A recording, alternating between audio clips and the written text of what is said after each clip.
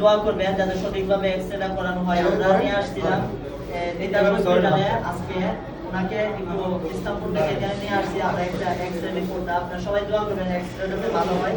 হাতটা দেখেন একদম পচে গেছে, এই জায়গাটা ভেঙে গেছে, এই জায়গাটা ভেঙে গেছে। আপনারা একটু দেখুন কিভাবে কাঁপতেছে।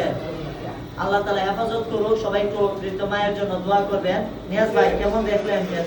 আজকে তো আসলে আপনারা নিজের চোখে দেখতেছেন হাতের অবস্থা খারাপ। এই অবস্থায় আমরা আজকে ডাক্তার সাহেব দেখাইতেছি। দোয়া করি আল্লাহ যেন মাকে সুস্থ করে দেয়।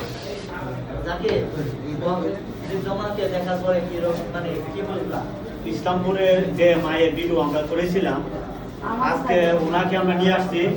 আর সবচেয়ে বড় যে বিষয় হলো আমরা কথা দিয়েছিলাম যে চিকিৎসা চালাবো, আমরা কথা অনুযায়ী চিকিৎসা চালাইতেছি। এটা আল্লাহ পাকের ইচ্ছা, আল্লাহ পাক ওনাকে দয়া করে আল্লাহ পাকের প্রিয় বান্দি কি আল্লাহ